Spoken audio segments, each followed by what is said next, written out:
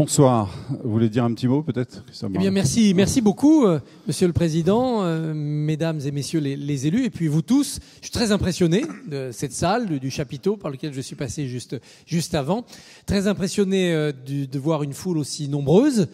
Nous sommes dans le dortoir des moines, je vais essayer de ne pas vous endormir, ça serait un comble. Mais on va essayer d'être inspiré par quelques muses divines. Alors c'est paradoxal parce que, comme vous le savez, on va parler théâtre, et très longtemps, les comédiens ont été excommuniés. Sauf si, juste avant de mourir, ils reniaient leur art en expliquant qu'ils s'engageaient à ne plus jamais monter sur scène si Dieu leur prêtait assistance. Mais enfin bon, tout cela est terminé. Théâtre et spiritualité font désormais bon ménage. On va essayer de continuer dans cet esprit d'harmonie. Théâtre et politique font aussi bon ménage, on verra tout à l'heure. Et des scènes de ménage. Évidemment. Alors, Christophe Barbier, donc directeur de la rédaction de l'Express, rappelait Dominique Leménaire à l'instant, et puis depuis quelques mois, directeur des rédactions du groupe L'Express Roularta, qui édite également L'Expansion, L'Étudiant, mais aussi des magazines culturels ou encore des titres Art de vivre, un groupe racheté par le milliardaire franco-israélien Patrick Drahi. Pour être tout à fait complet, je rappellerai qu'une motion de défiance a été votée contre Patrick Drahi et vous-même il y a un mois. Il y a du théâtre aussi dans les rédactions, voilà, oui. Par les salariés du groupe pour protester contre un plan social de 125 emplois. Vous intervenez également régulièrement dans les médias, notamment l'émission C'est dans l'air. Je crois que vous êtes un des plus présents dans cette émission. Et tous les matins, dans la matinale d'ITélé à 7h50 pour un édito. Vous y serez demain matin? Oui, bien sûr. D'accord. Oui, vous dormez peu en fait. Hein. Peu, mais bien. C'est essentiel. Vous avez donc publié le dictionnaire amoureux du théâtre chez Plomb. Voilà, 1178 pages. Car vous le rappelez d'emblée dans le livre d'ailleurs, si la politique est votre métier avec toute la distance du journalisme, je vous cite, vous confiez que le théâtre est votre passion avec toute l'humilité de l'amateur. Ex-critique dramatique, auteur de 3 pièces, vous avez créé 2 compagnies de théâtre amateurs, dont la troupe de l'association des anciens élèves de l'école normale supérieure de la rue d'Ulm, et interprété vous-même une 60aine de rôles, et vous dirigiez et jouiez d'ailleurs ce week-end des pièces d'Anouilh, je crois. 3 petites pièces d'Anouilh. Humulus le muet, La belle vie et épisode de la vie d'un auteur. Alors donc ce dictionnaire, vous évoquez les métiers, les superstitions, le vocabulaire du théâtre bien sûr, mais on croise surtout, et entre autres, Feydeau, Lucchini, Arditi, Feydeau, Le Malade imaginaire, Guitry, Ibsen, Zweig, les théâtres de la Gaîté Montparnasse, de l'Odéon, les Bouffes du Nord, la Comédie Française et bien évidemment Molière, le dernier portrait, non pas dans l'ordre alphabétique, mais le dernier que vous avez écrit donc pour achever ce travail titanesque de 3 ans, je crois. 1178 pages et un peu plus d'1 kilo. J'ai pas pesé exactement, mais on doit pas en être très loin. Alors, on va parler de cette passion cachée, effectivement, avec vous, Christophe Barbier, mais je ne peux pas ne pas évoquer avec vous les récents événements, vous en tant que directeur de la rédaction de l'Express. On se souvient tous où nous étions le 11 septembre 2001. On se souviendra tous où nous étions le 13 novembre 2015. Vous étiez où, vous-même? Et moi, j'étais à Madrid. Je venais d'arriver à Madrid où on avait avec l'Express, Ernst & Young et d'autres médias, les Échos, un cycle de conférences annuelles qui se promène à travers l'Europe. Cette année, c'était Madrid, donc je suis arrivé le vendredi en fin d'après-midi pour animer des tables rondes le lendemain. Et bien sûr, à partir de 10h du soir, on était tous sur nos téléphones à parler des événements et organiser la journée du lendemain. Donc je suis rentré par le premier avion et j'ai repris en main la rédaction pour d'abord encadrer le travail de notre site internet. On a multiplié par 5 les connexions. Et évidemment, le média numérique, dans ce genre de circonstances, devient le média principal, le plus urgent, le plus immédiat. Ensuite, on a sorti un quotidien, sur papier journal quotidien, dès le dimanche. Oui. Ça, c'est quelque chose de très inédit. C'est très compliqué à faire. Comment et puis vous faites le lundi, en 48 heures, pardon. Comment vous avez on mobilise la rédaction. Donc dès le samedi matin, les gens étaient au travail. Et puis à 18h, il fallait livrer. Moi, j'ai écrit dans l'avion de Madrid-Paris, j'ai écrit 12 000 signes de réflexion sur ce qu'on a raté depuis Charlie, sur ce qu'il faudrait faire, à la fois en termes de sécurité, de politique, et sur les questions qui déjà se posaient, ce qui nous a permis donc de sortir ce quotidien. Et puis on a avancé aussi la sortie de l'hebdomadaire, qui sort d'habitude le mercredi. On l'a avancé au lundi. Donc le dimanche, on a bouclé l'hebdomadaire. Donc le samedi, on a mis une équipe tout de suite sur le quotidien et une autre équipe qui avait 2 jours sur l'hebdomadaire du lundi. Bon, ce sont des circonstances exceptionnelles. On ne fait pas ça toutes les semaines, heureusement. Le plus difficile, c'est de savoir quel ton trouver, quel angle trouver qui va durer. L'émotion est évidemment immense, mais l'émotion est est l'apanage des médias audiovisuels et des médias chauds, Internet et quotidiens. Quand on est un hebdomadaire, on sait qu'on va sortir le lundi ou le mardi et qu'on va rester 8-9 jours en kiosque. Donc il faut que l'interrogation reste valable.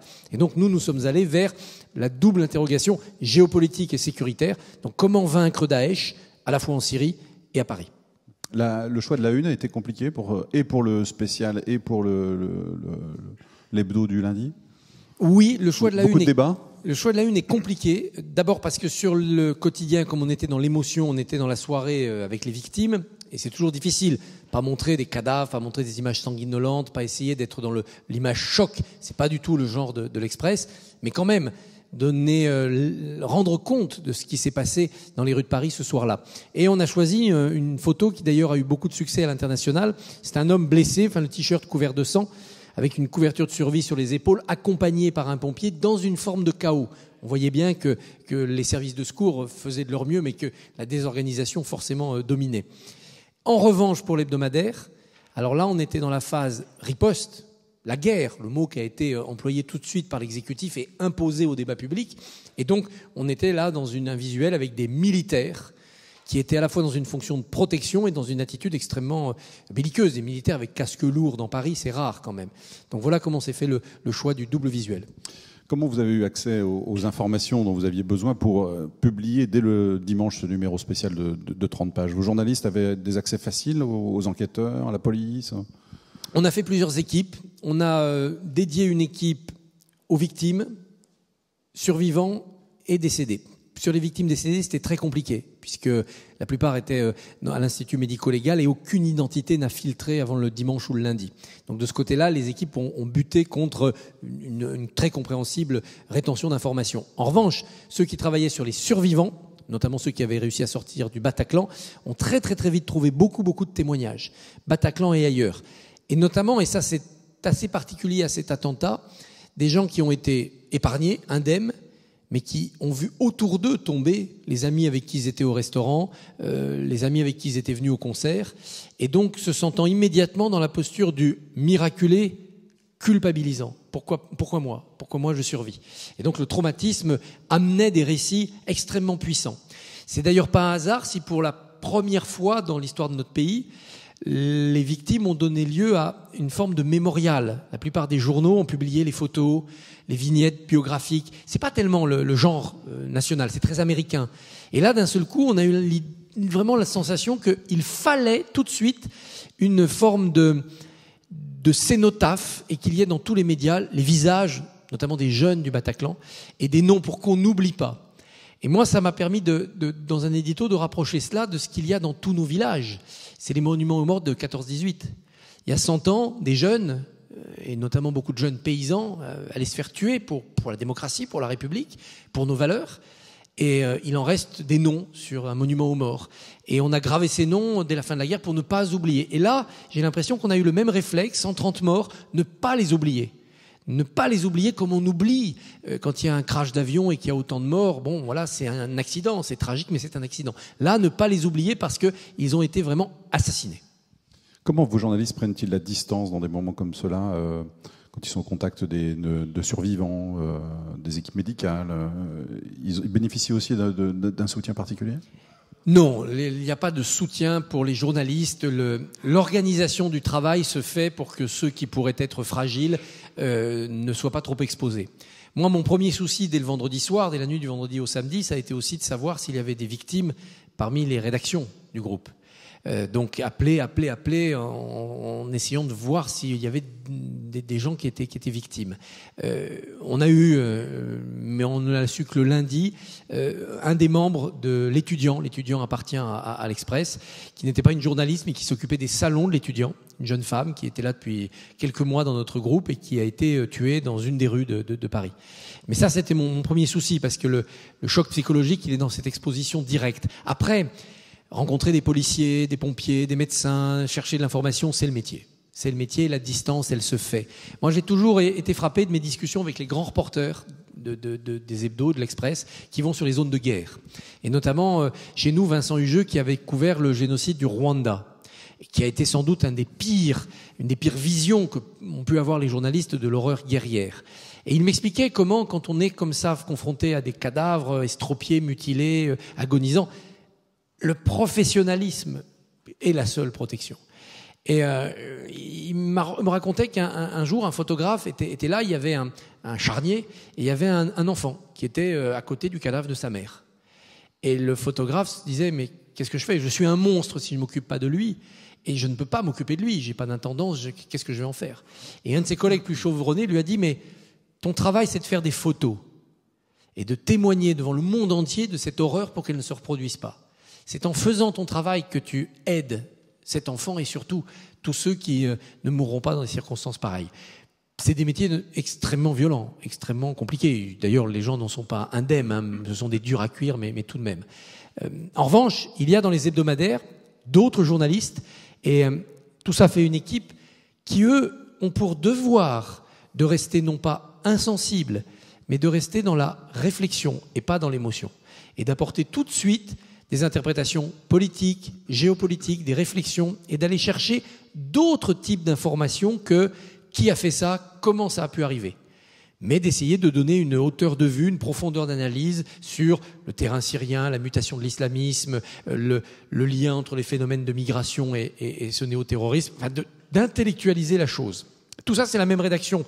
Donc l'émotion se répartit sur ces différents cercles de journalistes. Qu'avez-vous pensé du traitement des chaînes d'information qui, elles, en l'occurrence, sont plutôt dans l'émotion, ce jour-là et ces heures-là, par rapport à ce qui s'était passé au mois de janvier, puisque vous l'avez regardé de près, j'imagine. Vous étiez aussi à iTélé, sans doute?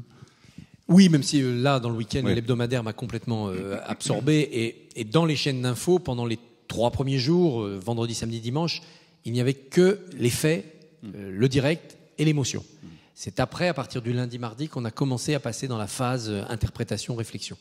Les chaînes d'information ont visiblement travaillé depuis l'épisode Charlie sur ce qu'elles peuvent faire, ce qu'elles doivent faire pour éviter de tomber dans le piège des terroristes, c'est-à-dire la médiatisation de leurs actions, passer en direct à la télé, éviter, en croyant aider des gens qui sont cachés, d'indiquer aux terroristes où ils sont cachés, et éviter donc de gêner le travail de la police. Néanmoins, nous sommes journalistes, nous ne sommes pas auxiliaires de police, nous devons toujours aussi nous méfier de la parole officielle. Nous ne devons pas être là pour répercuter la parole de la police, communiquer les ordres ou les interprétations de la police. Nous devons garder un doute, une position sceptique par rapport aux vérités officielles. L'Express, en octobre 2014, le 1er octobre 2014, a sorti un numéro « Djihadisme, la France mal protégée ». Ça m'a valu une remontée de bretelles de la part de Bernard Cazeneuve. Quelques mois après, il y avait Charlie.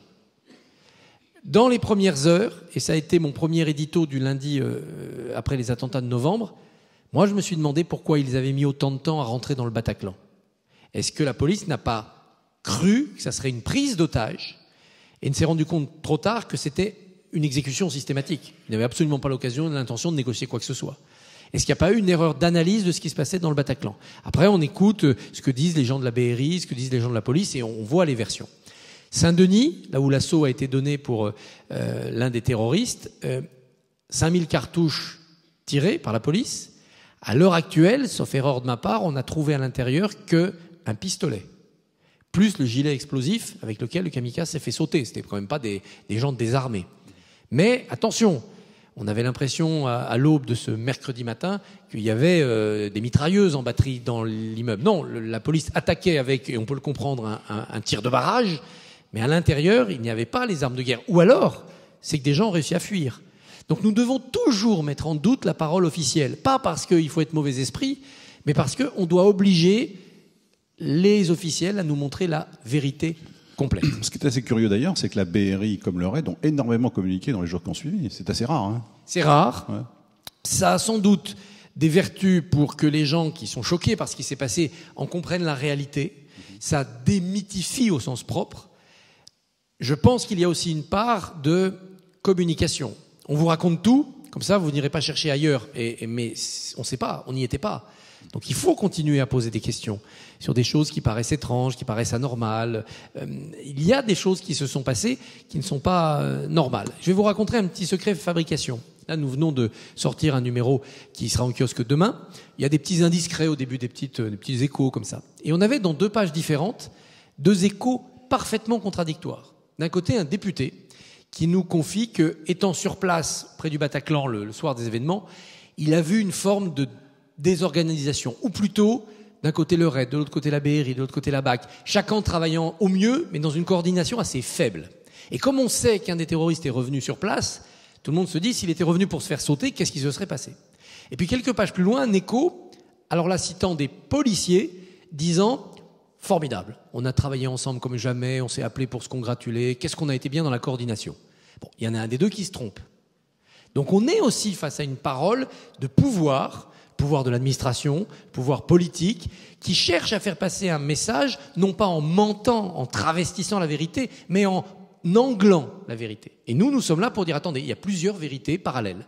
Et donc le citoyen doit savoir que c'est plus compliqué que ce qu'il a pu entendre dans la bouche de Bernard Cazeneuve.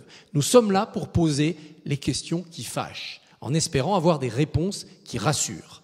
Honnêtement, aujourd'hui, en termes de protection antiterroriste, on n'a pas toutes les réponses qui rassurent. Revenons sur les mois passés. Il y a des entrepôts de pétrole, de carburant près de Fos-sur-Mer qui ont brûlé. Vous vous souvenez, il y a quelques mois. On n'a jamais su qui ni quoi. L'enquête est en cours, mais les types se baladent. Il y a eu des drones qui survolaient les centrales nucléaires. On n'a jamais su si c'était des gamins facétieux ou des terroristes. Les enquêtes sont en cours.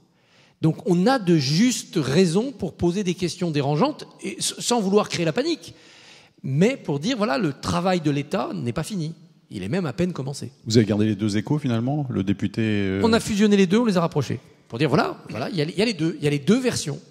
Et c'est deux vécus différents d'une même réalité. Il n'y a pas forcément de malveillance, de médisance de l'un ou de l'autre.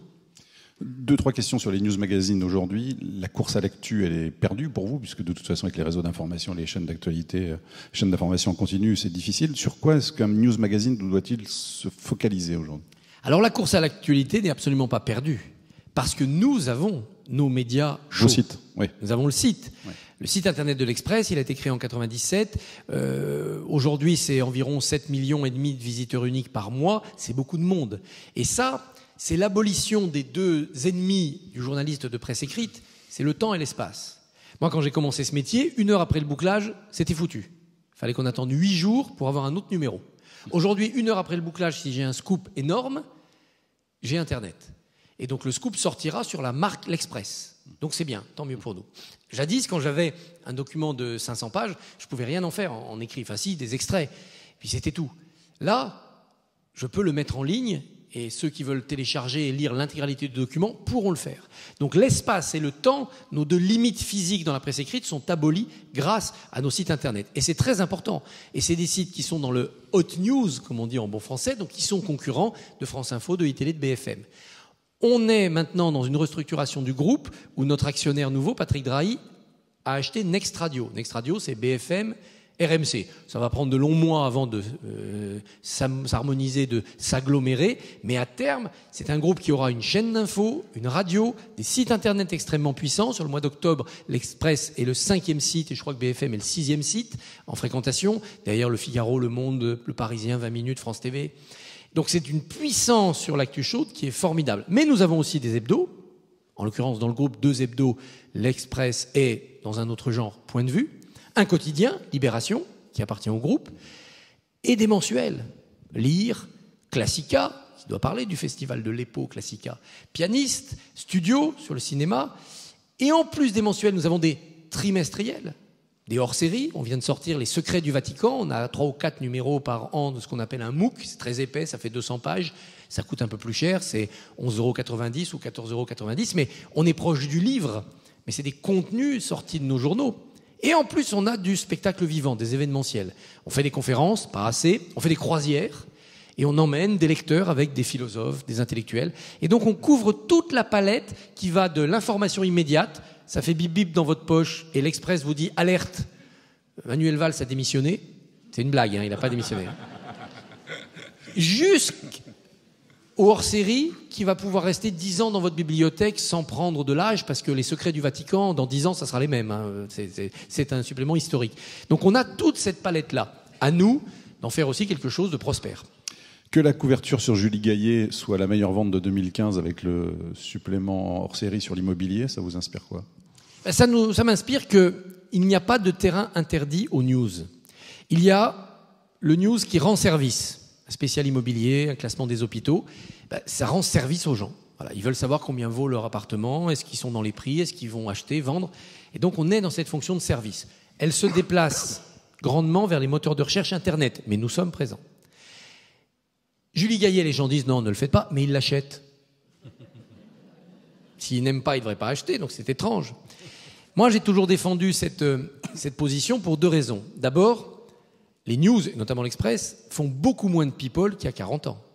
L'Express a fait la une avec le mariage de Johnny Hallyday et de Sylvie Vartan. L'Express a fait la une avec Alain Delon. L'Express a fait la une plusieurs fois avec Brigitte Bardot.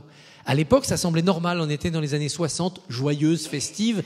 Donc, la vie des stars, la vie heureuse à la une d'un news, ça participait de la vie. C'est la crise, c'est les années difficiles depuis 25-30 ans qui nous font dire « Non, parlez-nous de ce qui va mal, parlez-nous de ce qui est important, de ce qui est grave. » Non, il faut de temps en temps dire « Allez, respirons. » Par ailleurs, nous ne sommes pas dans la pipolisation du politique. Nous sommes dans la politisation du people. Et c'est très différent. Ce sont les hommes et les femmes politiques qui ont fait faire de la politique à leurs conjoints, à leurs enfants, à leurs amis, à leur vie privée. Nicolas Sarkozy, bonne chance mon papa, en novembre 2004, quand il prend l'UMP, c'est son fils qui vient dire bonne chance mon papa. Il lance la campagne présidentielle de son père. C'est pas les médias, c'est l'homme politique. C'est Ségolène Royal, quelques années avant, qui convoquait Paris Match à la maternité. Ils ont donné à leur vie privée une force électorale. Notre devoir, c'est d'en parler et de dire aux électeurs, ne soyez pas dupes. Vous voyez que Sarkozy fait du vélo avec Michel Drucker, que Ségolène Royal travaille à la maternité. C'est de la communication politique. C'est pour vous plaire, vous séduire, vous convaincre et obtenir vos votes. Nous devons donc en parler. Aujourd'hui, il y a une femme qui partage la vie du président. Très bien. Elle n'apparaît pas. Est-elle sans influence ? C'est une productrice de cinéma. C'est quelqu'un qui compte. Est-on sûr que personne ne vient lui proposer un rôle en espérant faire plaisir au président ? Est-on sûr que quand elle a un ami, elle ne passe pas un coup de fil à Fleur Pellerin, ministre de la Culture ? Nous devons nous interroger là-dessus. Qu'est-ce qui se passe quand les amis, les réseaux de Julie Gaillet se regroupent autour du président ? Nous devons le faire. Ça a été fait d'ailleurs quand c'était Carla Bruni, Nicolas Sarkozy, ça doit être fait dans ce cas-là. Par ailleurs, il y a un autre problème, c'est est-ce que François Hollande pourra aller au bout de sa campagne en 2017 sans dire aux Français, voilà ma compagne ? Ou est-ce qu'il y aura une demande du peuple de dire, attendez, on veut savoir votre vie privée, c'est quoi maintenant ? À moins que la demande du peuple soit, vous avez raison, vivez heureux, vivez cachés. On ne veut plus voir les conjoints. Et là, ça aura une influence politique autre, mais forte quand même. Bien, on va passer au théâtre. On était dans on y était. Comédienne, on y était. On voilà. y était. On était dans le théâtre. Parce qu'on va voir que la politique et le théâtre, ce sont des histoires mêlées. D'ailleurs, il y a 2500 ans, quand ça démarre en Grèce, ça démarre par la politique, le théâtre. Ça démarre par la politique. Plus exactement, c'est un jeu à 3. Il y a la politique qui commence à prendre forme et va s'inventer là quelque chose qui s'appelle la démocratie. Il y a les dieux. Et la relation très particulière qu'avaient les Grecs avec les dieux. Les dieux n'étaient pas transcendants comme notre Dieu, mais beaucoup plus mêlés à la vie quotidienne. Il y avait des dieux de la vie quotidienne, on vivait dans cette ambiance-là. Et le théâtre vient au milieu de tout cela, avec des concours de poésie tragique qui sont dans une sorte de relation homme-dieu, et puis avec le commentaire satirique de la vie intellectuelle, politique et militaire, commentaire des événements, par des poètes qui avaient une grande licence pour critiquer. Le plus éloquent de ce côté-là, c'est Aristophane, parce qu'il était moins dans les concours de versification que dans ce qu'on appellerait aujourd'hui la satire, ou ce qui s'approche presque parfois des guignols de l'info. Quand vous lisez Les oiseaux ou les grenouilles d'Aristophane, c'est la peinture de la vie de la cité avec des gens qu'on reconnaît. Voilà, tel leader tribun, tel élu, puisque certains l'étaient, se retrouvent dans les pièces. Les intellectuels se retrouvent dans les pièces. Les oiseaux, les grenouilles, on voit apparaître des figures philosophiques et intellectuelles de la vie grecque. Donc on est vraiment dans ce creuset-là, dans ce mélange-là. Et puis, il y a, au début de tout cela, le mythe de Thespis. Et Thespis, c'est quelqu'un qui passe de village en village pour être une sorte de conteur. Mais il monte sur son chariot et on a inventé les tréteaux. Et donc on a déjà ce lien entre les cités qui se fait par le théâtre. Théâtre solennel, dans les lieux pour cela, avec le chœur, et théâtre de tréteaux, théâtre de village. Donc se posent déjà là les formes qui vont baigner les 2000 ans qui suivent dans notre Occident. Donc c'est les règlements de compte entre philosophes et avec les dieux qui font que le théâtre démarre, quoi, finalement. Oui, le théâtre démarre sur ces conflits-là. Et on les met sur une scène, à la fois pour les purger, pour que ça sorte, et pour les relativiser, puisqu'on les dénigre. Et donc, je pense que ça a eu une grande importance dans cette respiration qui a donné la démocratie. Alors, parmi ceux qui ont fait bouger les choses par leur écrit, il y en a un que vous aimez particulièrement, vous citez dans le livre, vous lui consacrez beaucoup de pages, c'est Shakespeare. C'est sans doute lui qui a fait le mieux fait de la politique au théâtre, non? Ça a d'ailleurs coûté cher.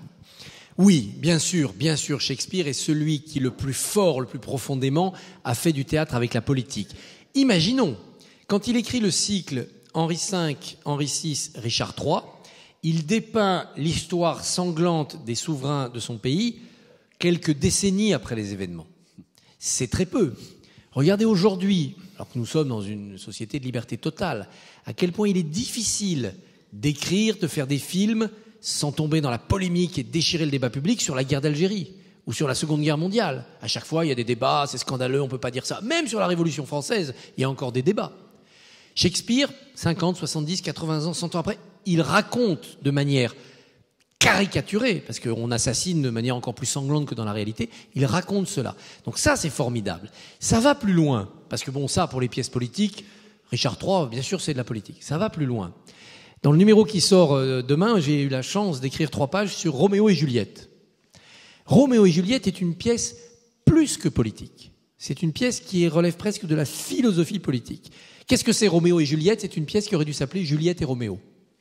Parce que c'est elle qui prend les décisions. C'est elle qui transgresse l'interdit familial. C'est elle qui va au bout. C'est elle qui montre le subterfuge du poison qui ne fait pas mourir mais qui donne l'apparence de la mort. C'est elle, enfin, qui, voyant que Roméo est mort, en s'empoisonnant d'ailleurs, suicide plutôt féminin, se poignarde, suicide plutôt masculin. Elle renverse les valeurs. Et que nous dit Juliette? J'aime Roméo. C'est un Montaigu, et alors? Il y a une belle tirade, qui est la tirade de What's in a name? Qu'est-ce qu'il y a dans un nom? Il n'y a rien dans un nom. Et elle nous dit, une rose sentirait aussi bon, même si elle ne s'appelait pas Rose, mais un autre nom. Eh bien, Roméo, je l'aime, même s'il s'appelle Montaigu. Le nom de Montaigu ne veut rien dire. Et donc, elle nous dit que l'individu compte plus que la famille, que le corps social. Et d'un seul coup, l'individu fait irruption. On n'appartient pas à sa famille, à son clan, on est un individu, on peut aimer librement. Et donc, je l'aime, donc il est. C'est le prélude à ce qui sera 50 ans plus tard. Je pense, donc je suis. Et de la Renaissance à Descartes, Shakespeare, avec Roméo et Juliette, conte italien, déjà connu en version française, en version anglaise, Shakespeare lui donne cette force philosophique. Et aujourd'hui, vous avez, à Vérone, des gens qui passent leur temps à répondre aux jeunes filles du monde entier qui écrivent à Juliette. Ça s'appelle le Club Juliette. Il y a des gens qui répondent, et qui, voilà, donc des adolescentes qui portent encore cette apparition, cette épiphanie de l'individu que Juliette incarne. Alors si ça, c'est pas un théâtre plus que politique, formidable quand même, Shakespeare. Vous venez de lire l'Express en avant-première. C'est beau quand même. Merci Christophe Barbier. Alors, les conséquences quand même de ce que fait Shakespeare à l'époque, elles sont dramatiques pour le théâtre anglais. Oui. Parce qu'on rase tout, quoi. Bien sûr. À un moment donné, le pouvoir politique, inquiet de la force séditieuse du théâtre, parce qu'il y a les pièces, mais aussi parce qu'il y a derrière les pièces des nobles qui agitent les auteurs, et on a longtemps pensé que Shakespeare pouvait être le nègre d'un grand noble du royaume qui ne voulait pas apparaître. Il y a un film d'ailleurs qui raconte cela. À un moment donné, la monarchie dit c'est très bien, on ferme tous les théâtres de Londres. Donc le théâtre est banni et les théâtres sont détruits. Et le théâtre anglais va souffrir puisque je suis pas un spécialiste, mais j'ai l'impression qu'il faut attendre le 19e pour qu'il redevienne quelque chose qui compte, avec des comédiens comme Garrick, qui est un comédien célèbre dans l'Europe entière, et puis après, vers la fin du 19e, avec des grands auteurs, Oscar Wilde, Georges Bernard Shaw, qui ont débordé sur le 20e. Mais on n'a pas, avec l'Angleterre, le théâtre du 17e, qu'on va avoir en France, très puissant, ni le théâtre du 18e. Ça veut dire que le pouvoir français a été plus intelligent à l'époque en négociant avec les artistes comme avec Corneille, par exemple. Plus intelligent, mais pas plus tolérant. Ah oui. Richelieu voit surgir un jeune homme bourré de talent qui s'appelle Pierre Corneille, qui écrit des comédies de jeunesse fascinantes, mais un tout petit peu insolentes. La Place Royale, Mélite, Le Menteur. Et il se dit, voilà, cet homme-là, qui avait un succès colossal à l'époque. Il faut que je me l'approprie. Ça tombe bien, il vient de créer l'Académie française. Il va donc regrouper des poètes qui vont être des poètes officiels. Mais à partir de ce moment-là, Corneille n'aura plus le droit d'écrire des pièces légères qui peuvent donner à la jeunesse des envies de bouleversement. Il va écrire des tragédies. Et ça, c'est la querelle du Cid. Le Cid surgit. Volontairement, Richelieu fait attaquer Corneille. Cette tragédie, une tragicomédie, le Cid. Et après, on a dit comédie héroïque. Ne respecte pas la règle des 3 unités, l'action n'est pas crédible, donc c'est un poème à bannir. Débat parisien comme seul ce pays sait en faire, et puis Richelieu finit par calmer tout le monde, et il pose la pax du roi sur cette querelle. Et à partir de là, Corneille va écrire des tragédies édifiantes, et se mettre à donner ses bonnes idées de comédie, ses couplets, à Molière. Et il y a une évidente parenté entre Corneille, 1606, sa naissance, et Molière, naissance en 1622. Molière, qui rate l'illustre théâtre à Paris, qui est endetté, qui fait de la prison, qui part dans le sud, qui a du succès, qui vit bien. Il est à la cour de nobles du côté de Pézenas, mais il veut remonter à Paris, il passe par Rouen. Et là se passe quelque chose de mystérieux, on n'a pas de trace. Il y a une rencontre Corneille-Molière. Certains pensent qu'il s'est agi pour Molière d'obtenir simplement le droit d'aller jouer les pièces de Corneille à Paris, une sorte de privilège. D'autres disent non, il a demandé à Corneille un appui pour être recommandé aux frères du roi. Et en effet, Molière devient la troupe du frère du roi. Et certains pensent que commence là une collaboration littéraire. Officielle pour Psyché, puisqu'ils l'ont coécrite de manière officielle, reconnue, et peut-être clandestine pour d'autres thèmes. Il est évident que des passages de pièces de Molière, compte tenu du lexique interne, ont été écrites ou complétées par Corneille. C'est évident. Pierre Louis en a eu l'intuition en 1910, les ordinateurs l'ont démontré. Maintenant, remettons-nous dans ce 17e. Il y a 10 rues à Paris, autour du Palais Royal, où ces gens passent leur vie. Les mêmes tavernes, les mêmes auberges, les mêmes théâtres. Ils se voient toute la journée. La notion d'auteur et de droit d'auteur n'existe pas. C'est Beaumarchais qui va la poser plus de 100 ans après. On est là, entre rimailleurs, à se lancer des concours, et quand on a écrit une pièce, elle est achetée. Après qu'elle soit édité à 5 000 ou 30 000 exemplaires par l'imprimeur, joué 5 fois ou 100 fois, c'est pareil. L'auteur a vendu sa pièce. On n'est pas dans cette idée de droit. Donc, une fois qu'on a eu un trait de génie, qu'on l'a filé à un confrère contre un peu d'argent ou contre un autre couplet, il y a un marché, à mon avis, il y a une écriture collective qui fait que se dire que Corneille a été le nègre de Molière est abusif. Mais d'évidence, ils ont collaboré. Vous dites quand même que Corneille, s'il n'y avait pas eu ces histoires politiques avec Richelieu, aurait dû être le plus grand dramaturge français, reléguant Molière au rang d'amuseur intelligent et Racine à celui de versificateur larmoyant. Corneille aurait dû éclipser Shakespeare et Corneille aurait dû être l'auteur le plus joué dans les collèges. Ah oui, je suis sûr que Corneille, qui avait le double héritage du classicisme naissant et du baroque foisonnant, avait tout pour être un auteur sans limite, sans borne à son imagination, comme Shakespeare, qui nous écrit La Tempête, La Nuit des Rois, Henri VI. Cette profusion-là a été enfermée par Richelieu et par quelque chose qui commençait et qui s'appelle la monarchie absolue. Et donc le théâtre a une importance politique. Louis XIV utilise le théâtre pour sa distraction, pour le lustre. Il commande des pièces à Molière, il a 3 semaines pour écrire, pour jouer dans les salons du roi ou de la reine. Le mariage forcé, c'est joué comme ça. Georges Dandin, c'est joué comme ça. Et en même temps, le roi, qui sait qu'il a des ennemis, il le sait depuis la Fronde, utilise le théâtre pour dénoncer les faux dévots. Tartuffe, ça arrange Louis XIV. Alors, il le censure, puis il le réautorise, puis il le censure. Donc, il y a un usage politique du théâtre par Louis XIV à travers Molière, qui était un de ses courtisans, puisqu'il était son tapissier officiel. Et Corneille aurait été en liberté, à mon avis, le plus grand dramaturge de langue française. Et on n'aurait pas eu ce qu'on a eu après, c'est-à-dire un classicisme très vertical et très bétonné, blindé avec Racine, et un 18e très timide jusqu'à Beaumarchais. Ce qui est incroyable quand on lit votre livre, et surtout sur, je pense à Hugo, à Beaumarchais, c'est qu'on se rend compte à quel point l'histoire de France, elle est marquée par des épisodes de théâtre. Enfin, vous parlez du mariage de Figaro notamment. Qui a Bien été, sûr. La Révolution française commence avec cette phrase « Vous vous êtes donné la peine de naître et rien de plus ». Et cette phrase, c'est 1784, c'est dans le mariage de Figaro. Le Barbier de Séville a un énorme succès. Beaumarchais est déjà quelqu'un de sulfureux, peu recommandable, mais génial. Il produit le mariage de Figaro.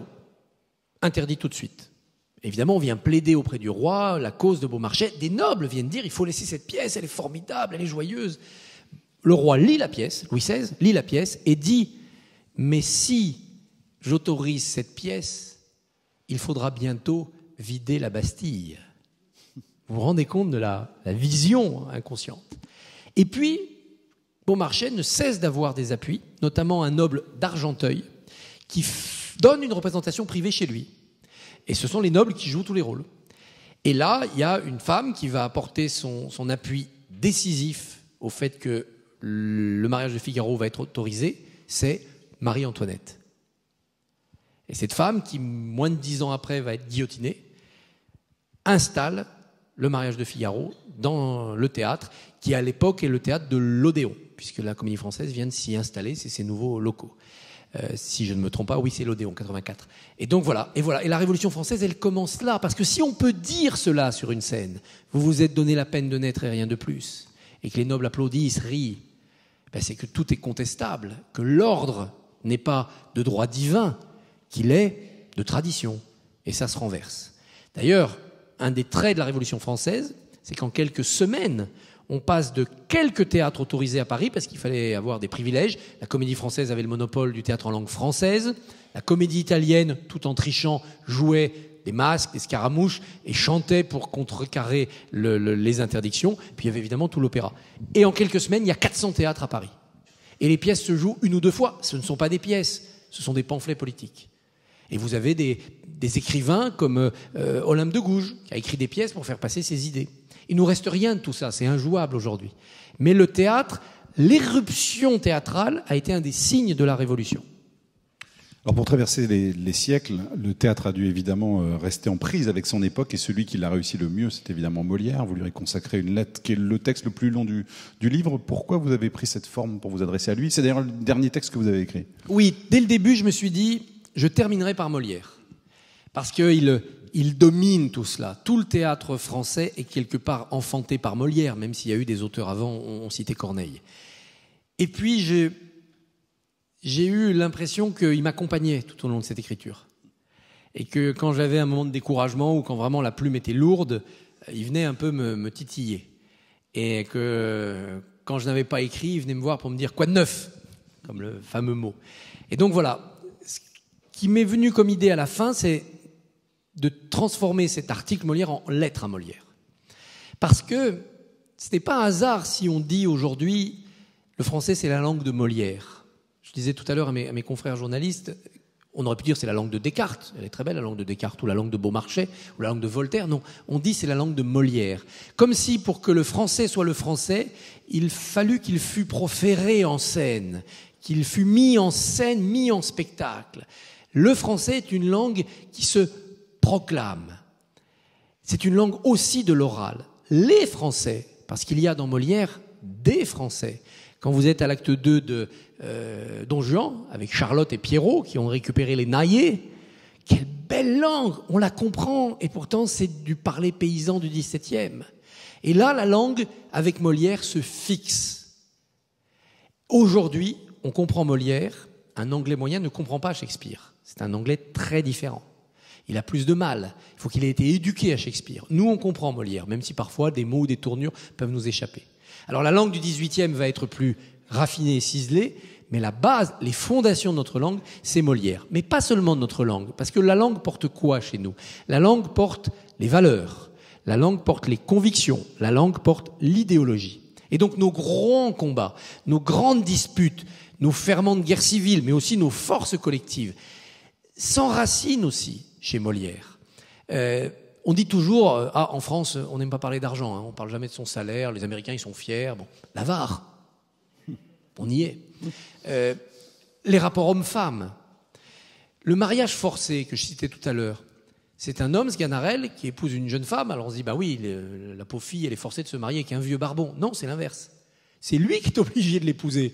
En fait, c'est une famille de mafieux, il s'en est pas rendu compte et il va se faire bastonner s'il n'épouse pas cette fille qui vise son héritage. Quel renversement. Angélique dans Georges Dandin. Georges Dandin est un paysan riche, des nobles pauvres ont marié leur fille pour profiter de l'argent. Et Angélique lui dit, les yeux dans les yeux, en 1666, On m'a forcé à vous épouser, mais je suis libre de mon corps. J'aime qui je veux. Et 100 ans après, Rosine, avec Bartholo et Almaviva, dit la même chose. Donc le féminisme français, il est déjà chez Molière. Tant de choses sont là. Évidemment avec Tartuffe, évidemment avec d'autres pièces. L'amour à la française, la relation homme-femme, la relation politique, tant de choses sont dans Molière qui sont encore vivantes de nos jours. Donc c'est pour cela, je crois qu'il est au sens propre un père de la nation. Vous le découvrez encore et vous l'admirez plus encore, j'ai l'impression, après avoir écrit cette lettre et lui avoir consacré cet écrit, non ? Ah oui, je l'admire plus encore parce que je pense qu'il est inépuisable et infini. Que ce soit dans ses figures légères, quel personnage plus français que Scapin ? Si ce n'est Cyrano, qui est une sorte de Scapin héroïque. C'est absolument formidable. Il a manqué à Molière 2 choses, je pense. C'est d'abord du temps. Il meurt à 51 ans. Donc on n'a pas ce qu'auraient pu être ses œuvres plus tardives, ses œuvres de vieillesse. Et puis il lui a manqué une assise populaire plus bruyante, plus politisée pour tout dire. Il était seul dans son combat pour que Tartuffe fût joué. Les spectateurs qui avaient ri ne manifestaient pas dans la rue pour qu'on joue Tartuffe, c'était pas dans leurs préoccupations.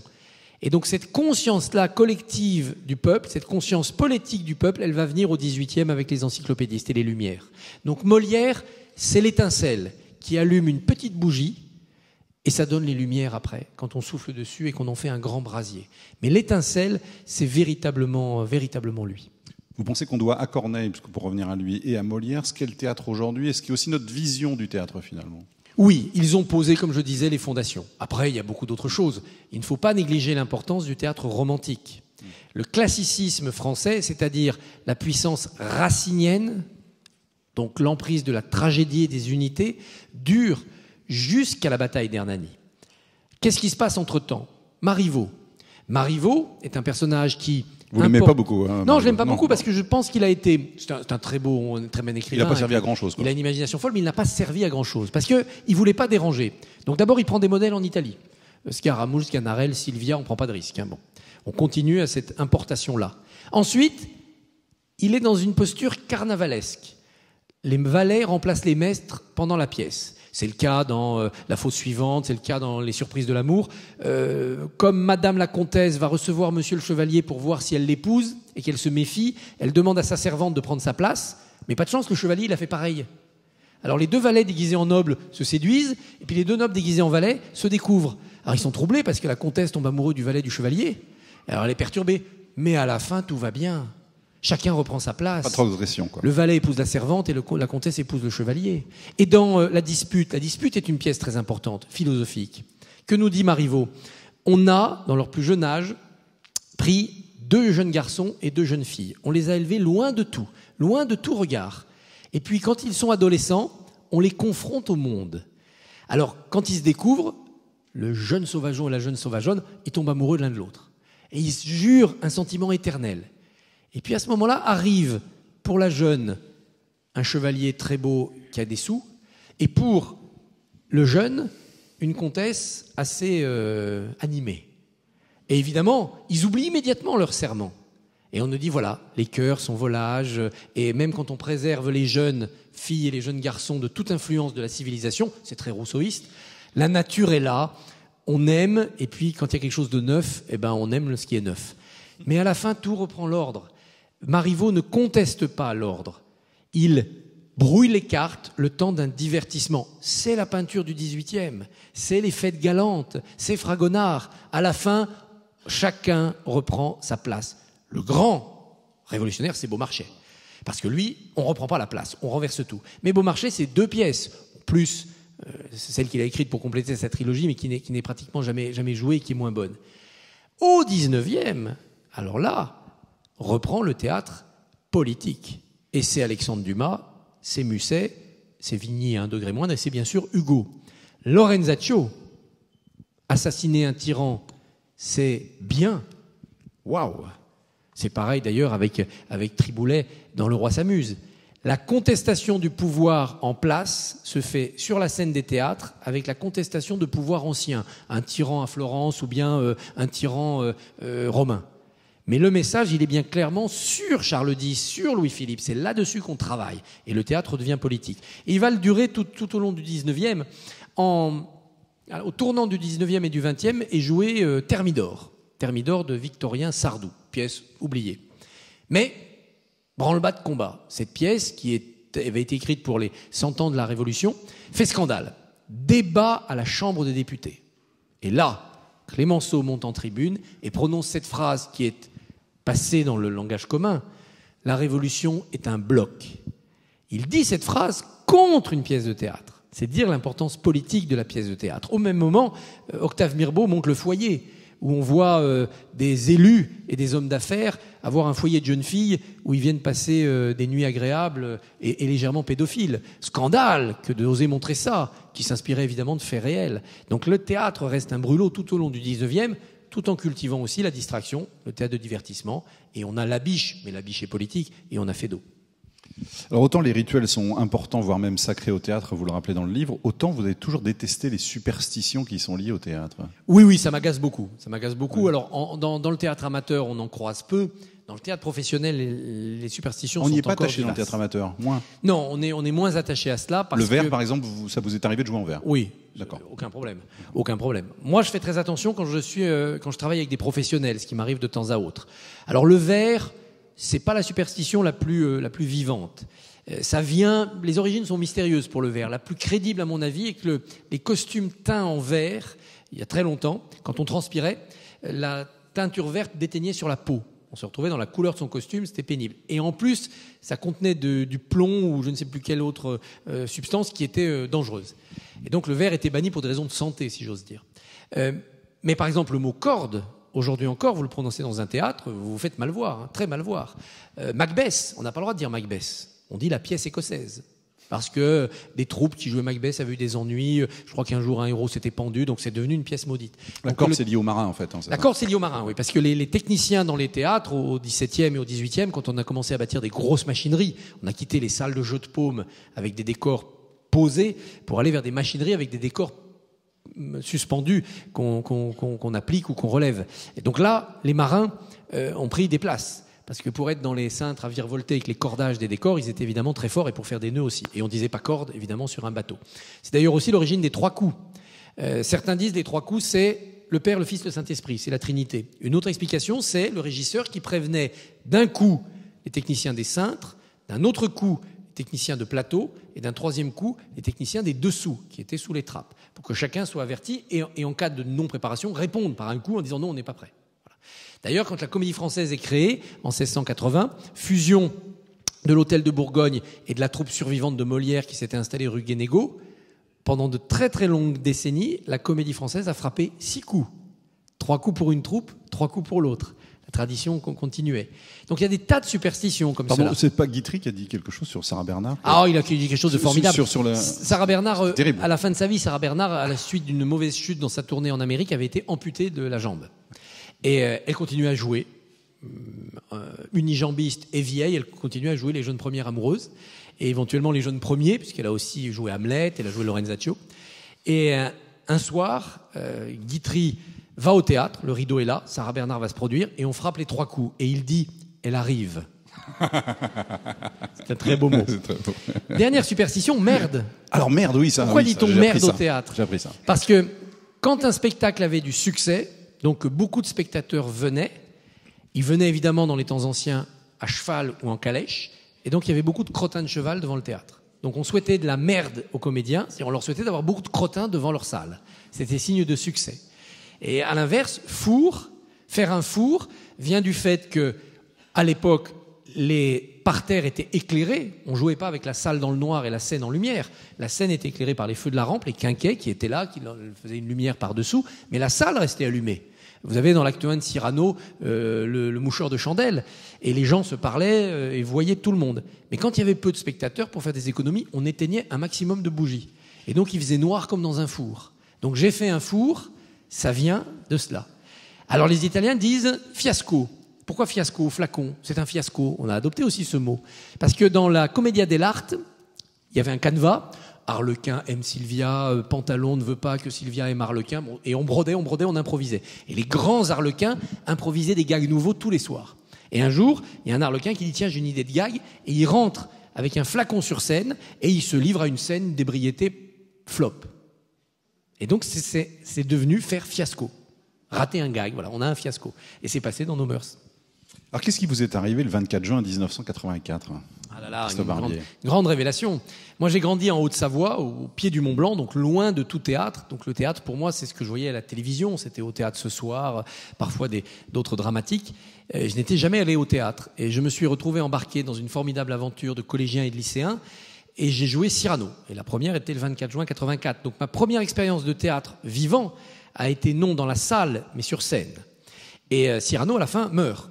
Et donc, les 10 dernières secondes, j'étais couché sur le sol et les yeux fermés.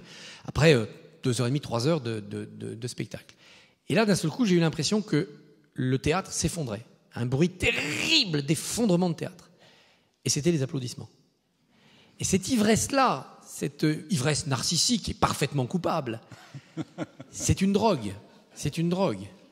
Et vous vous retrouvez à vivre ce chaud-froid terrible du théâtre, mais irremplaçable. C'est que quelques secondes avant d'entrer en scène, vous allez rentrer en scène. La scène se déroule, vous ne pouvez plus reculer. Il reste 20 secondes, 10 secondes, 5 secondes. Vous êtes comme le plongeur qui a déjà quitté le plongeoir et qui n'est pas encore dans l'eau. Vous savez que ça va arriver, elle sera bonne ou froide, mais vous ne pouvez plus reculer. Ce moment-là est un moment de terreur absolue. Le rat qui vous ronge, le trac. Oui, le trac n'est pas une belle chose. Le trac, c'est un rat qui vous ronge. Le trac, c'est pas seulement une petite peur, une petite appréhension. Le trac, c'est un ennemi. Le trac, c'est extrêmement désagréable. Ça vous chamboule le corps. Et à ce moment-là, au moment du trac suprême, vous vendriez père et mère pour pas être là. Il y a même des acteurs qui souhaitent que le théâtre brûle à ce moment-là. Oui, il y a des acteurs qui sont dans des moments où ils perdent contrôle d'eux-mêmes. Vous rentrez en scène et à la fin de la pièce, vous n'avez qu'une seule envie, c'est que ça recommence. Voilà. Et le public, l'accueil du public, la présence du public, même quand parfois ça se passe moins bien, vous n'avez qu'une seule envie, c'est que ça recommence. Donc vous êtes quand même dans un rapport d'addiction au théâtre. Et il n'y a pas un comédien, même professionnel, qui a eu une longue carrière, qui est blasé de cela, qui est sevré de cela. Moi j'en parle parfois avec Pierre Arditi, que je connais bien.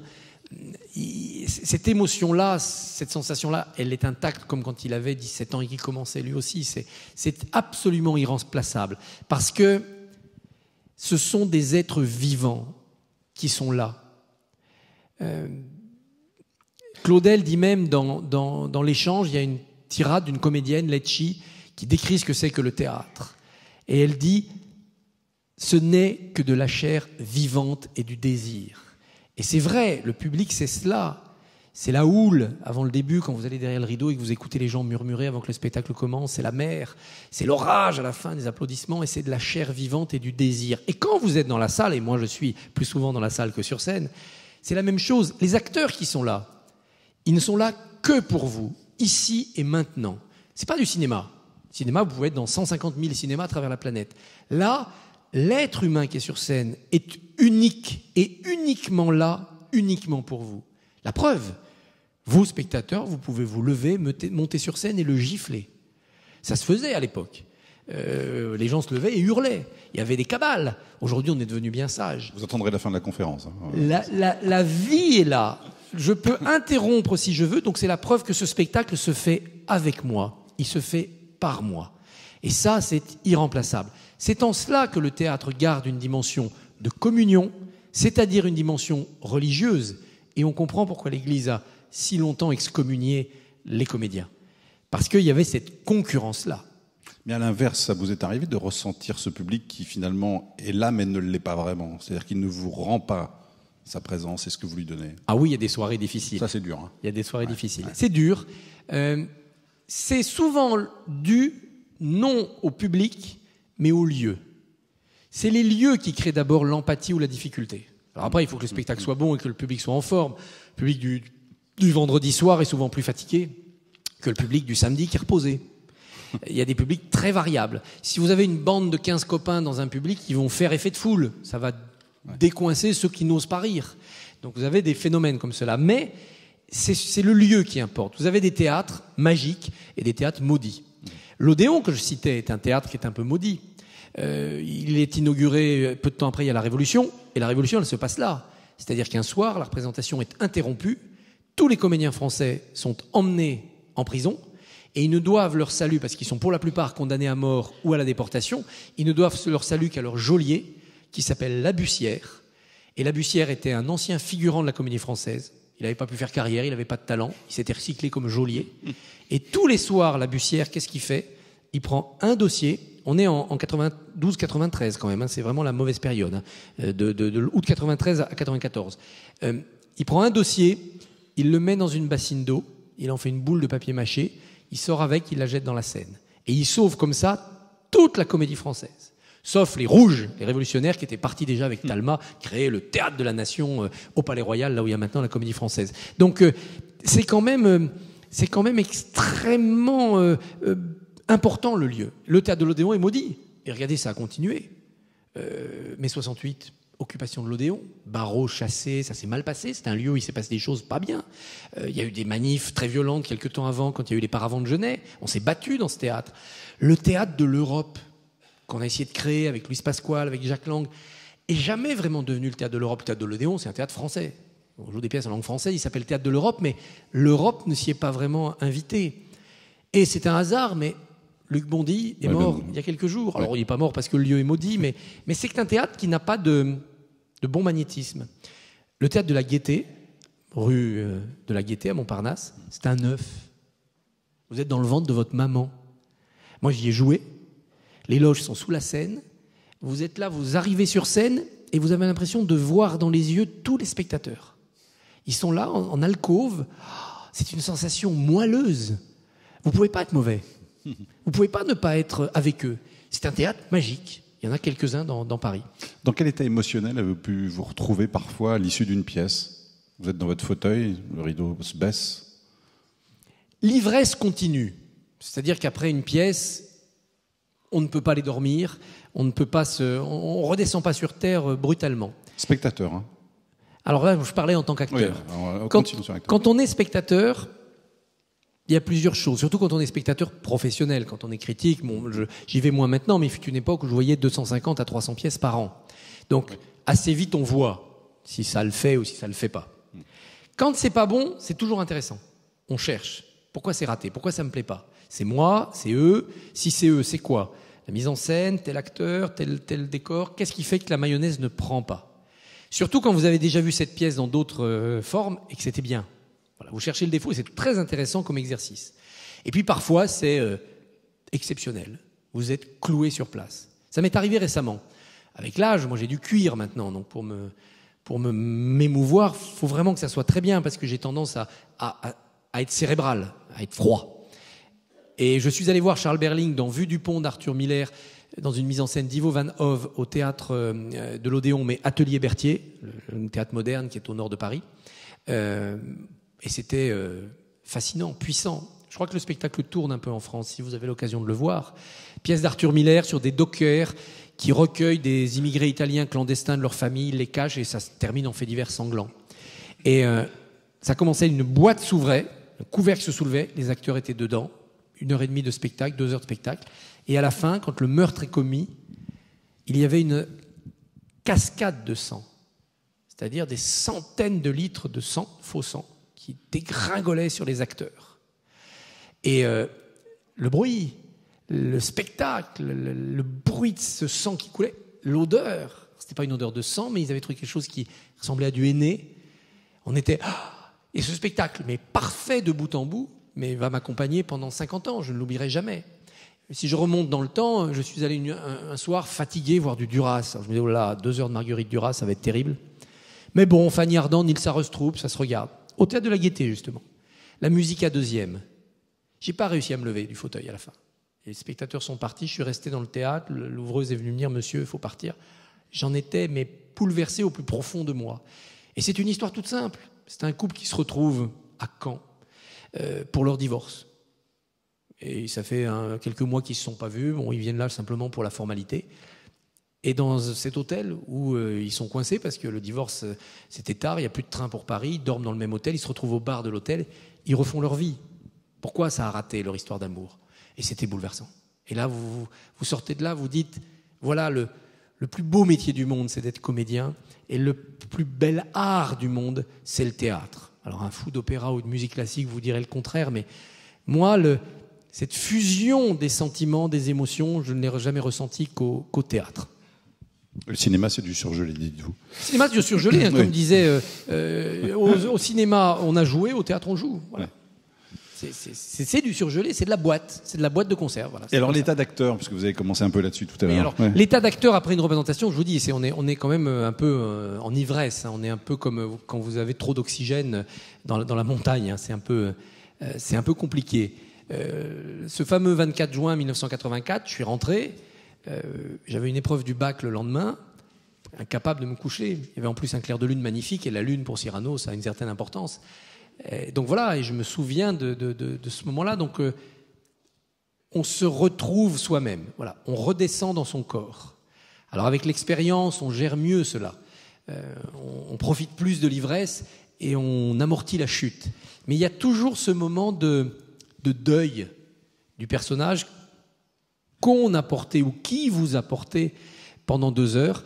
Et on lui dit au revoir jusqu'à la soirée suivante ou jusqu'à plus tard. Et quand une série de représentations est terminée, qu'on soit amateur en jouant 10 fois ou professionnel en jouant 1000 fois, là, il y a un véritable blues. Il y a un travail de deuil à faire sur un personnage avec lequel vous avez vécu pendant 6 mois, répétition et représentation, et que vous abandonnez. Voilà. Et moi, je repense très souvent à mon petit cimetière personnel des personnages que j'ai incarnés. Cyrano est tout en haut. Cyrano est tout en haut. Cyrano est tout en haut parce qu'il y a cette violence de la première fois. Mais d'autres, plus anecdotiques, je parlais de Bartolo, j'ai joué Bartolo dans Le Barbier de Séville, j'étais très attaché à ce vieux barbon que j'ai défendu du mieux que j'ai pu. Les méchants sont intéressants à jouer. Homo Dei dans Angelo Tirampadoù, qui est un espion sordide. Le comte de Feun dans L'Aigle à 2 têtes de Cocteau, qui est un personnage politique. Vous voyez, je vous les cite et je me revois et je retrouve les gestes et les positions. Donc on devient multiple et on le reste. Ça s'imprime quand même en vous. Que vient faire Anesthésie à la page 37 ? Ça, c'est un des miracles du théâtre. Ouais. Et seuls ceux qui l'ont expérimenté y croient. Parce que tant qu'on ne l'a pas vécu, on se dit ouais, c'est un peu de la blague. Il n'y a pas qu'au théâtre d'ailleurs, parce que même Il y a pas on qu'au entend théâtre. pour des conférences que Oui, c'est tout à pareil. fait, oui. C'est les émotions fortes qui produisent cela. On raconte que parfois des acteurs se cassent la jambe en scène, ils continuent à jouer, et dès qu'ils sortent de scène, ils tombent. Moi, j'ai expérimenté cela. Alors pas sur des fractures ou des problèmes aussi graves, mais toutes les douleurs s'interrompent. Les maux de tête, les maux de dos, les maux de dents disparaissent le temps de la scène. Comme si vous aviez en effet un autre corps que le vôtre, le corps du personnage.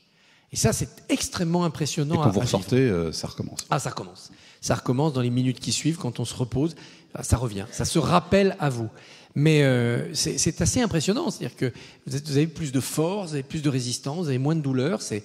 Alors, je suppose que ceux qui pratiquent l'hypnose ont aussi ces sentiments-là. Mais c'est très, très, très impressionnant. Le théâtre, c'est la vie pour vous ? C'est la sincérité ? En tout cas, jamais je ne me suis senti plus vivant que sur une scène de théâtre. Ça, c'est évident. Cette forme d'incandescence de l'existence extrême, je ne l'ai connue que sur scène. Et dans des moments très précis. La tirade de Lorenzaccio avant qu'il assassine Alexandre, où il est seul et où il invoque les dieux en se demandant si sa main ne va pas trembler. La tirade de Macbeth quand il apprend la mort de sa femme, fameuse tirade « demain, demain et encore demain jusqu'à la dernière syllabe du temps, la vie n'est qu'une ombre qui marche », etc. Quand on joue cela, surtout, et ça m'est arrivé pour ces 2 pièces, quand on le joue en plein air, alors là, il y a une forme d'ivresse, il y a une forme de sensation pure de son corps ici et maintenant qui est irremplaçable et inégalable. En tout cas, inégalable par des choses qui semblent souvent plus importantes, mais qui le sont beaucoup moins. La télévision. La télévision, vous parlez à des machines. Le théâtre, vous êtes là, au théâtre. Donc vous êtes dans le spectacle. Et on joue pour le public, on joue avec le public, certains soirs contre ou malgré le public, mais on ne peut pas faire sans. Et ça fait 2500 ans, c'est immuable et irremplaçable. Et le théâtre vous paraît parfois plus vrai, plus la vie effectivement, que ce que l'on vit au quotidien ? La vie, c'est du théâtre. Nous jouons tous des rôles dans notre vie sociale. Voilà. Nous jouons le rôle du commentateur politique, de l'élu, du garçon de café, de la boulangère. Et c'est digne. Une société se construit par le respect par chacun de son emploi. Et au théâtre, on dit l'emploi. Jeune premier, valet, barbon, c'est des emplois. C'est le même mot, c'est pas sans intérêt. Heureusement que les gens tiennent leur emploi et jouent leur rôle. Sinon, les sociétés s'effondrent et se disloquent. Et finalement, le comédien, quand il est sur scène, il joue quelqu'un qui n'est pas lui et il l'est lui-même puisque son métier, c'est d'être comédien. Et donc, je trouve qu'il y a plus de sincérité dans le fait de faire du théâtre que dans le fait d'être dans la vie sociale, où on est dans une série de conventions. Conventions nécessaires et légitimes et louables, honorables, mais conventions quand même. Au théâtre, le fait de jouer, le fait donc de faire de votre métier une illusion, ou de l'illusion votre métier, de changer d'identité pour trouver la vôtre, c'est un renversement qui donne la vérité. Donc le spectacle politique, ça ne l'appelle pas pour rien. Un spectacle politique, c'est du théâtre tous les jours. Oui, bien sûr, bien sûr. Que cherchent les hommes et les femmes politiques? Les répliques, c'est-à-dire les petites phrases qui vont faire de la reprise, qui vont marquer l'histoire. Chaque homme ou femme politique est à la recherche de ce mot qui va marquer par son slogan une carrière ou une période. Il cherche aussi la mort de l'autre, symbolique bien sûr. Mais c'est ce qu'on a aussi au théâtre. C'est des affrontements ritualisés et à la fin, il y a un vainqueur et un vaincu. Et on avance comme cela. Mais c'est une fausse mort, puisque ça recommence. Un quinquennat plus tard, un septennat plus tard. Et Mitterrand a été élu au bout de 3 fois, et Chirac aussi. Et donc, on peut toujours recommencer. Et quand en février 2007, Michel Rocard va voir Ségolène Royal en lui disant « Ségolène, t'as aucune chance, retire-toi et dis que tu me demandes de te remplacer », quelle audace! Quelle audace! Mais voilà, comme au théâtre, on n'est jamais mort. On a été poignardé, on a été empoisonné, on a été trahi, mais on n'est jamais mort. Et là, en cela, la politique est profondément théâtrale. Mais qui est le metteur en scène alors? Alors, il y a quand même des metteurs en scène dans la vie politique. Il y en a plusieurs. D'abord, il y a, comme c'était le cas avant l'invention de la mise en scène, c'est Antoine, c'est Gémier, c'est fin 19e. Avant, qui met en scène? Le mâle dominant, c'est-à-dire l'acteur principal. On obéit à Talma, et la troupe fait ce que Talma a dit. Ou bien l'auteur. Hugo, dirigeant Mademoiselle Mars. Ça, c'est une formidable anecdote. Mademoiselle Mars joue Donia Sol dans Hernani, et pendant une répétition, elle arrête Hugo, elle dit « Est-ce que l'auteur est là ?» « Je suis là, mademoiselle. Vous me faites dire, vous êtes mon lion superbe et généreux, mais ça me gêne. Et pourquoi ? Monsieur Firmin, qui joue Hernani, mon lion. Ah oui, mais c'est parce que vous n'êtes pas Donia Sol. Vous êtes Mademoiselle Mars regardant Monsieur Firmin. Si vous arrivez à jouer Donia Sol, une noble espagnole, et vous verrez en Monsieur Firmin Hernani, un bandit qui fait trembler le roi d'Espagne. Et là, vous êtes mon lion, sera naturel. Bon, elle dit d'accord, je dis mon lion. Le lendemain, répétition. Monsieur Hugo, vous êtes là? Mademoiselle, vous avez réfléchi à mon lion? Vous n'avez pas trouvé autre chose? Non, mademoiselle, je n'ai pas trouvé, je n'ai pas cherché. Mais vous savez que c'est un vers qui va être sifflé. Je préfère être sifflé pour un bon vers que applaudi pour un mauvais. Parce que j'ai pensé qu'on pourrait dire vous êtes mon seigneur. Oui, mais vous êtes mon lion superbe et généreux et mieux que vous êtes mon seigneur. Et à la représentation, elle a dit mon seigneur. Donc vous voyez qui était le metteur en scène à ce moment-là. Le metteur en scène, en politique, c'est le mâle dominant, le candidat à la présidentielle ou la candidate. Et s'il loupe la mise en scène, si les choses lui échappent, si les seconds rôles font n'importe quoi, il perd. Ségolène Royal, elle n'a pas tenu le Parti socialiste, elle a perdu. Donc il faut tenir le reste de la troupe. Le metteur en scène, c'est de plus en plus, et c'est un danger, les médias. Parce que les meetings, c'est bien, mais la télévision, ça touche plus de monde. Donc quand TF1 fait face aux Français en 2007, l'émission dominante, TF1 met en scène les moments cruciaux de la présidentielle. Vous savez, quand Ségolène Royal avait touché l'homme sur un fauteuil roulant. Bon. En 2012, c'est France 2, avec des paroles et des actes. C'est cette émission-là qui a dominé. Et donc, France 2 a mis en scène les moments clés. Et puis, il y a un troisième metteur en scène de la vie politique. Et celui-là est le seul qu'il faut respecter, auquel il faut obéir. Et il faut qu'il s'affirme face aux médias et face aux politiciens. C'est vous, c'est les électeurs. À jouer les tours, Rocard avait dit un jour « Je suis stupéfait par la sagesse collective du peuple français ». Il y a une sagesse collective du peuple français. Si les médias étaient le metteur en scène distribuant les rôles, eh bien, Rocard aurait été le candidat et le président en 81. Évidemment, en 95, c'est Balladur qui aurait été président. En 2002, c'est Jospin. Et non, à un moment donné, le peuple dit non. Vous, les médias, vous, Paris, vous, l'intelligentsia, vous nous dites Balladur, Balladur, Balladur. Nous, non. Chirac, il a quelque chose. C'est un vrai. Il est des nôtres. Et Chirac, passe devant Balladur. Et donc, à un moment donné, la mise en scène, la distribution et le mot de la fin, c'est le peuple. Tant qu'on aura ça, on aura une vraie démocratie. Le jour où c'est l'argent, les médias, on aura Donald Trump. Et donc, on aura non plus du théâtre, parce que c'est noble, on aura du sitcom. Et là, ça sera inquiétant. Ça sera très inquiétant. C'est une autre culture politique, on peut la respecter, mais entre l'argent des donateurs et le cirque médiatique des primaires à l'américaine, je ne suis pas certain que ça soit un modèle exemplaire. Gardons notre modèle molièresque, c'est-à-dire un homme ou une femme arrive, dresse des tréteaux, parle au peuple, et le peuple applaudit ou pas. C'est ça la démocratie. C'est le vrai théâtre.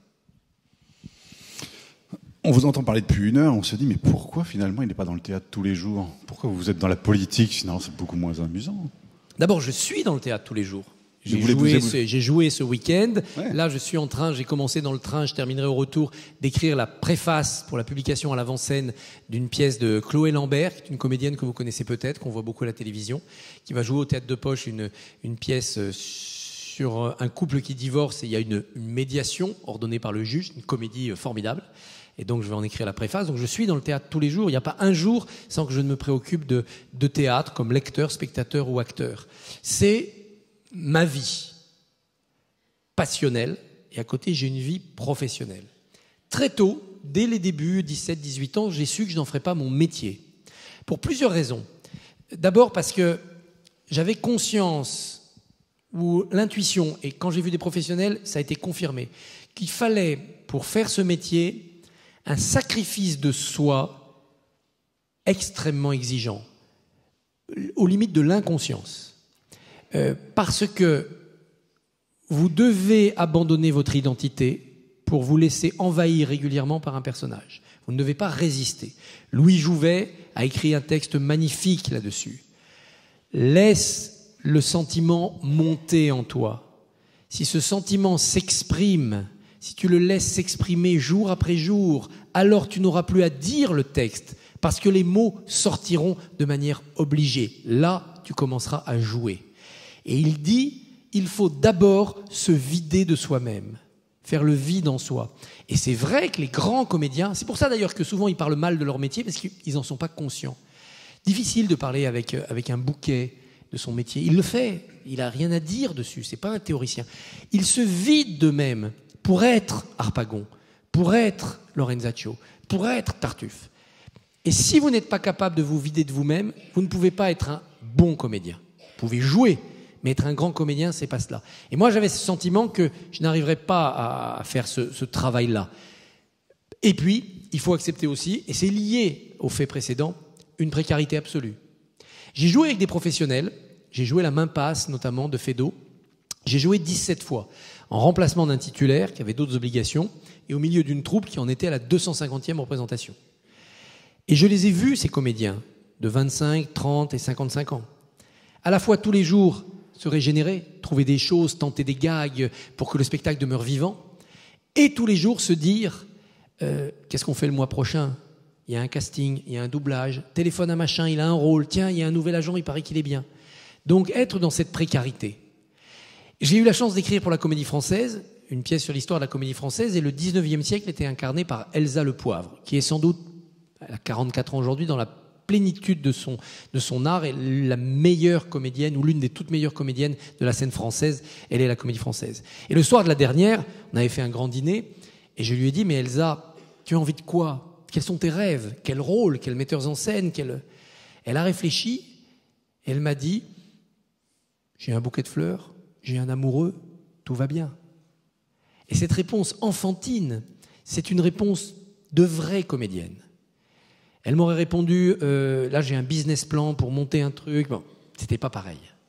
Il faut cet abandon de soi-même et cette inconscience du lendemain pour être vraiment comédien. C'est pour ça que je ne l'ai pas été. Par ailleurs, j'avais déjà à ce moment-là la passion du politique et pour rien au monde je n'aurais renoncé à mon projet d'être journaliste politique, c'est-à-dire d'être au milieu de ce grand théâtre, ni dans un camp ni dans un autre, à voir tous les personnages et à être au milieu d'eux comme narrateur de la pièce en train de se jouer, c'est-à-dire à la fois critique, théâtrale, et aussi cette petite chose qu'on appelle la didascalie, c'est-à-dire la petite glose qui accompagne la pièce de théâtre. Enfin, si la Comédie Française vous dit demain, Christophe Barbier, soyez pensionnaire de la Comédie Française, vous ne direz pas non. Suite. Voilà. Ah, j'y vais tout de suite. D'accord. Mais ils feront une grosse erreur. Mais j'y vais tout de suite. Tant pis pour eux. Hein. Ça, sans problème. Très bien. Est-ce qu'il y a des questions pour Christophe Barbier, évidemment sur le théâtre? Vous pouvez, oui, parce que c'était brillantissime.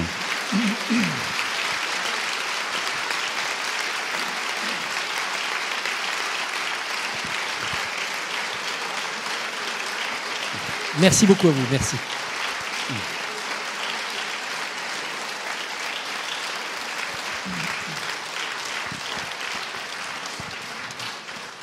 Des questions sur le théâtre, sur les médias, sur ce que vous souhaitez comme sujet, tout est possible.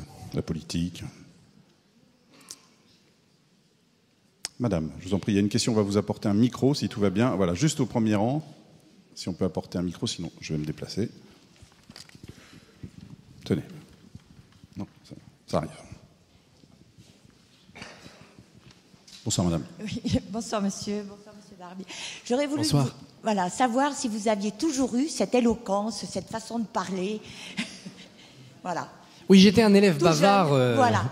Très tôt à l'école, j'étais très bavard. Et ça s'est pas arrangé avec l'âge. Plus que bavard, enflammé. Oui, et bon, et le théâtre a nourri cela aussi, parce que c'est évidemment un art de passion et de démonstration.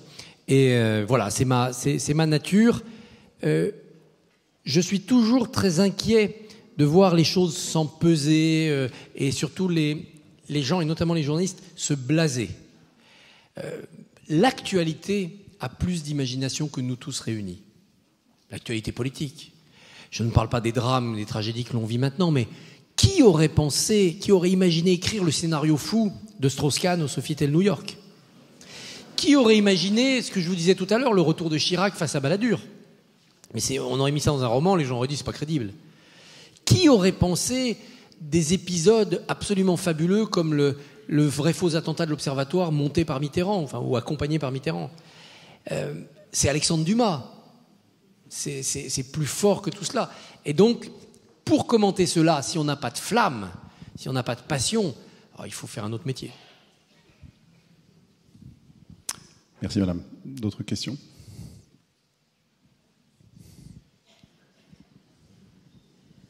Surpris quand même. Vous n'avez vraiment pas de questions, mais il n'y a aucune question difficile. Monsieur, bonsoir monsieur. Oui, bonsoir. Que pensez-vous du parcours de monsieur Bernard Tapie? Ah, ça vient de loin, là. Ouais.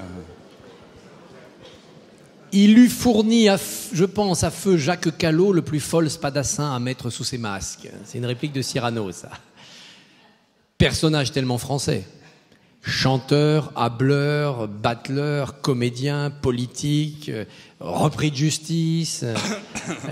Il y a tout dans Bernard Tapie. Il y a Mandrin, grand voleur, mais populaire. Il y a le grand menteur, c'est-à-dire celui qui fascine autant qu'il choque.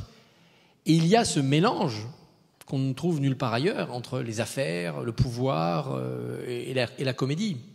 Si vous lisez Les affaires sont les affaires d'Octave Mirbeau, Isidore le chat, vous avez Bernard Tapie. Et c'est un personnage de théâtre. Moi, je suis allé voir un jour une de ses pièces. Les gens dans la salle venaient voir Tapie. Tapie, disons un texte, mais Tapie. C'est-à-dire que le personnage Tapie écrasait le personnage de la pièce. C'était pas possible. Il a failli monter une pièce et il ne l'a jamais fait. Il avait le texte et il m'a dit je vais le monter et il l'a jamais fait. Alors je lui ai dit des années après mais pourquoi vous l'avez pas fait? Il dit j'avais pas trouvé mon partenaire. Ça doit être dur de jouer avec Tapie. C'était une pièce qui se passait en 1918-1920 dans un asile de fous. Et dans cet asile de fous, il y a Feydeau qui a fini sa vie en asile. Et Feydeau apprend à son voisin de chambre, qui est fou aussi, à jouer la comédie pour ne plus paraître fou, pour paraître guéri, parce qu'une commission va venir l'examiner qui doit décider s'il est vraiment fou ou s'il a guéri. Et donc Feydeau donne des cours de théâtre à ce fou pour qu'il joue le non-fou. Et ce fou, c'est Paul Deschanel, le président de la République qui était tombé du train. Et c'est vrai, ils ont été dans le même asile.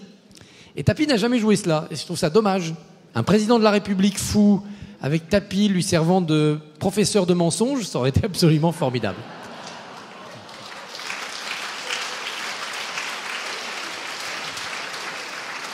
À partir de là, nous devons quand même garder à un moment donné raison. Et l'affaire du Crédit Lyonnais, Adidas, est un immense scandale où tout se mêle. La volonté d'éliminer politiquement Tapi, la volonté de Tapi évidemment de faire de l'argent, où c'est coquin et coquin et demi. Pour avoir beaucoup étudié le dossier, il est évident que l'arbitrage a été arrangé. Mais il est évident aussi qu'au moment de la vente d'Adidas, Bernard Tapie a été grugé. Simplement, les gens se sont dit, bon, de toute façon, il va être tellement écrasé qu'il ne pourra plus se défendre, et puis bon, on lui filera un chèque s'il faut, il se calmera. Ils ne savaient pas sur qui il tombait, c'était sur Bernard Tapie. Mais cette vérité-là que je vous dis, c'est la mienne. C'est ma conviction à l'étude du dossier, et je l'ai suivi depuis le début. Et il est très compliqué. Le 3 décembre, c'est-à-dire dans 48 heures, nous aurons normalement, si c'est pas reporté, le délibéré sur le fond. Puisque comme l'arbitrage a été mis en révision, on a jugé au fond cette affaire. Tapi a changé d'avocat, il a changé de style, il a été très discret, il a joué sa dernière carte, la carte de la sagesse.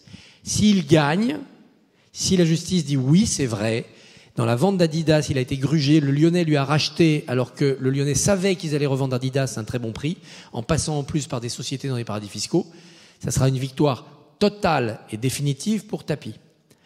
Ça ne veut pas dire qu'il touchera la somme qu'il réclame, qui est au-delà du milliard. Il touchera peut-être la somme qu'il a déjà touchée de l'arbitrage, ou moins.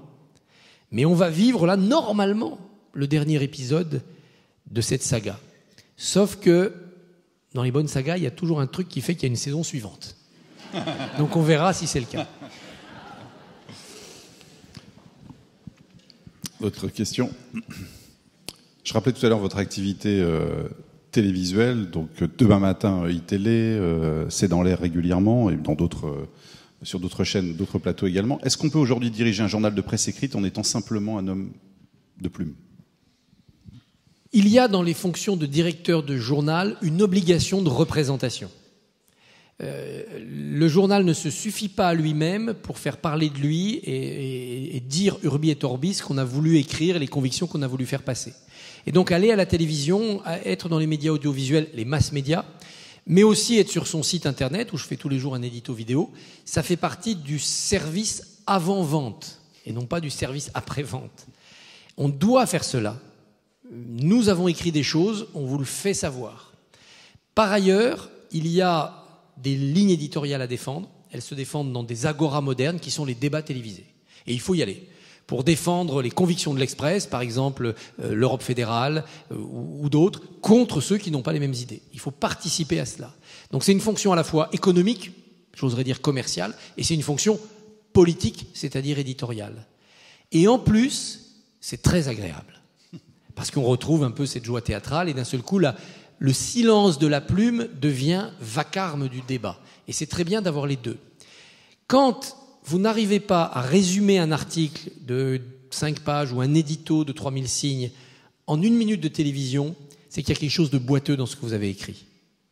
Il doit être possible de prendre un article et de dire, voilà, si je veux en 30 secondes vous faire passer le message de cet article, je dois pouvoir le faire. Et donc l'exercice télévisuel permet de valider l'articulation du travail écrit. Et dans l'autre sens, quand je participe à C'est dans l'air, où on s'écoute, des rares émissions où on s'écoute, j'entends des choses où je me dis, tiens, là, il y a un fil à tirer pour un prochain édito.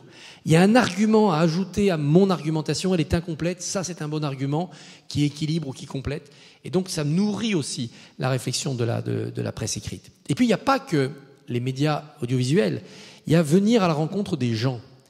Je le fais ce soir et je suis ravi d'être parmi vous. J'essaye de le faire régulièrement dans des lycées ou devant des étudiants et d'essayer de sentir la température dans les conversations. Et le fait de passer à la télévision fait que les gens viennent vous parler, dans le métro, dans la rue. Et vous entendez, par accumulation de ces petites rencontres, une humeur, une tendance. Et vous vous dites, tiens, les choses ont l'air de bouger. Ça n'a pas de valeur scientifique, mais ça nourrit votre intuition, ça vous évite d'être dans une bulle. Vous écoutez les metteurs en scène? Oui, il faut écouter les metteurs en scène que sont les électeurs, puisque leur addition fait l'opinion, et au-dessus de l'opinion, la nation. Et ça, c'est beau. La nation, c'est partager les mêmes valeurs sur un même territoire, et c'est quelque chose qui est en permanente mutation. Et chacun y a sa part, et non tort que ceux qui se taisent et qui s'abstiennent. Eux, ils subissent la mise en scène. Ils sont les figurants, les hallebardiers muets. Les autres parlent, agissent, ils sont les acteurs. Une question encore? Sinon, je voudrais vous demander, mais je ne vais pas vous demander de jouer sur cette scène. Pour ne rien vous cacher, en fait, j'avais préparé la tirade de nez de Cyrano, mais je ne vais pas vous demander ça parce que je sais que c'est extrêmement compliqué de rentrer dans une tirade et de la jouer. En revanche, c'est un peu court, jeune homme. On pouvait dire au Dieu bien des choses en somme, en variant le ton. Par exemple, tenez, agressif. Moi, monsieur, si j'avais un tel nez, il faudrait sur le champ que je me l'amputasse. Amical. Mais il doit tremper dans votre tasse. Pour boire, faites-vous fabriquer un nappe. C'est un roc, c'est un pic, c'est un cap. Que dis-je, c'est un cap? C'est une péninsule. Curieux. De quoi sert cette oblongue capsule? D'écritoire, monsieur? Ou de boîte à ciseaux? Gracieux. Aimez-vous à ce point les oiseaux que paternellement vous vous préoccupâtes de tendre ce perchoir à leurs petites pattes? Truculent. Ça, monsieur, lorsque vous pétunez, la vapeur du tabac vous sortait du nez sans qu'un voisin ne crie au feu de cheminée, etc., etc.